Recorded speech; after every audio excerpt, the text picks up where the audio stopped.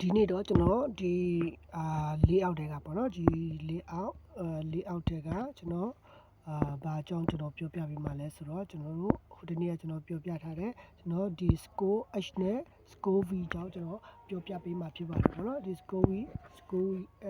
h နဲ့ score v ကဘယ်လိုလုပ်လဲဆိုတာကျွန်တော်ပြောပြပေးမယ် okay ဆိုတော့ကျွန်တော်တို့ဒီမှာဦးကျွန်တော်တို့ score h ကိုကျွန်တော်ထည့်မယ်နောက်ပြီးတော့ကျွန်တော်တို့စာကျွန်တော်ထည့်မယ်စာထည့်အဆင်မပြေဘူးနော်စာဒီပြန်ကသွားတယ်ဆိုတော့ score ကျွန်တော်တို့သိထားမှာတခုကscore တက်သုံးမဲ့စီအဆင်မပြေဘူး score တစ်ခုပဲသုံးမဲ့စီအဆင်မပြေဘူး score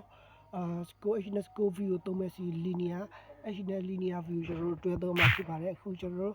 ဒီ score ပါလေ score h ကိုကျွန်တော်တို့အတူပြုမဲ့စီကျွန်တော်တို့linear h ကိုကျွန်တော်အတူပြုမှာဖြစ်ပါတယ်နော်ဒီ score h ကိုမြန်မာ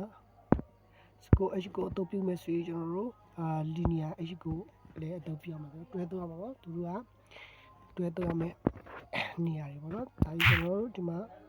linear h ကျွန်တော်တို့တစ်ခုထည့်လိုက်မယ်ပြီးကျွန်တော်တို့စာတစ်ခုကျွန်တော်တို့ထည့်လိုက်မယ်ဆိုတော့အခုလိုမျိုးမပြန့်ကားတော့ဘူးပေါ့နော်ဆိုတော့သူကြီးကျွန်တော်တို့ထည့်လိုက်တဲ့စာအခုကဒီနေရာလေးပဲနေရာယူတယ်ပေါ့နော်ဒီလောက်လေးပဲနေရာယူတယ်ကျွန်တော်တို့linear h ခံလိုက်တဲ့အတွက်ပေါ့နော်ကျွန်တော်တို့ linear h မခံဘူးစီဒီလိုမျိုးကျွန်တော်တို့ sorry score h ကျွန်တော်ထည့်လိုက်ပြီစီကျွန်တော်တို့ linear h မခံဘူးစီဒီမှာအပြည့်ပေါ့နော်အပြည့်နေရာယူသွားတာကျွန်တော်တို့တွေ့ရမှာဖြစ်ပါတယ်ဆိုတော့အဆင်မပြေဘူးဆိုတော့ကျွန်တော်တို့ score သုံးမဲ့စီ linear view နဲ့တွဲတော့မှာဖြစ်ပါတယ်ဆိုတော့ဒီ score h ကဘယ်လိုလုပ်လဲဆိုရင်ကျွန်တော်ဒီမှာကျွန်တော်တို့စာတစ်ခုကျွန်တော်တို့ထည့်လိုက်မယ်စာတစ်ခုကျွန်တော်တို့ထည့်လိုက်မယ်ဆိုတော့ကျွန်တော်တို့စာလေးထည့်လိုက်မယ်ကျွန်တော်တို့ခုနလိုအတိုင်းပဲကျွန်တော်တို့ထည့်လိုက်တဲ့စာတွေ score h ကကျွန်တော်တို့ထည့်လိုက်တဲ့စာတွေကကျွန်တော်တို့ဘေးလိုက်သွားတယ်ပေါ့နော်ကျွန်တော်တို့ဘေးလိုက်သွားတယ်သူပြီးမဲ့သူကဘယ်လိုလုပ်စေဆိုပြီးဒီမှာကျွန်တော်တို့ရွှေ့လိုက်ရတယ်ပေါ့နော်ဆိုတော့ဒီမှာနော်ကျွန်တော်တို့စာတွေကျွန်တော်တို့ဒီလိုရွှေ့လို့ရတယ်ပေါ့နော်ကျွန်တော်တို့မှာဘေးလိုက်ကျွန်တော်တို့ရွှေ့လို့ရတယ်မှာဘယ်ထိပေါ်တယ်ဆိုရင်အကုန်လုံးပေါ်တယ်ဆိုတော့ပထမဗီဒီယိုကျွန်တော်ပြပေးတဲ့ linear h ကြတော့ဒီ get message ထိမရောက်ဘူးเนาะဒီမှာဒီအထိပဲရောက်တယ်ဘယ်လောက်လဲဆိုတော့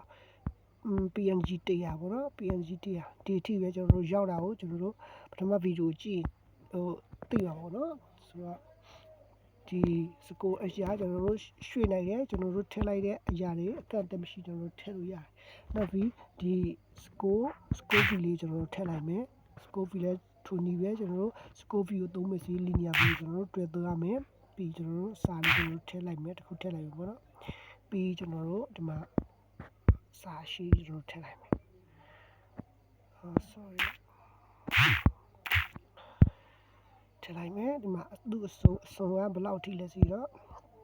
သူ့ရဲ့အစုံတန်းက get message ထိပေါ့နော်ဒီထိပေါ့နော် get message ထိအစုံတန်းရှိတယ်ဆိုတော့ကျွန်တော်တို့ကြည့်လိုက်မယ်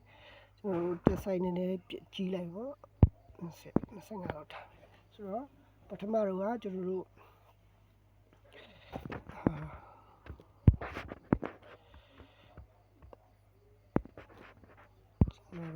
ပထမတော့ကဆိုရင်ကျွန်တော်တို့ပထမဗီဒီယိုတွေကဆိုရင်ကျွန်တော်တို့ဒီစာလေးကိုကျွန်တော်တို့ရွှေ့လို့မရဘူးเนาะကျွန်တော်တို့အပေါ်ရွှေ့လို့မရဘူးအခုဒီscore v အသုံးပြုလိုက်တဲ့အခါမှာတော့ကျွန်တော်တို့ဒီမှာအပေါ်ကျွန်တော်တို့ရွှေ့လို့ရသွားတယ်เนาะကျွန်တော်တို့အပေါ်ရွှေ့လို့ရသွားတယ်ကျွန်တော်တို့ဒီမှာstory စာbook တွေကျွန်တော်တို့ရေးတဲ့အခါမှာဒီ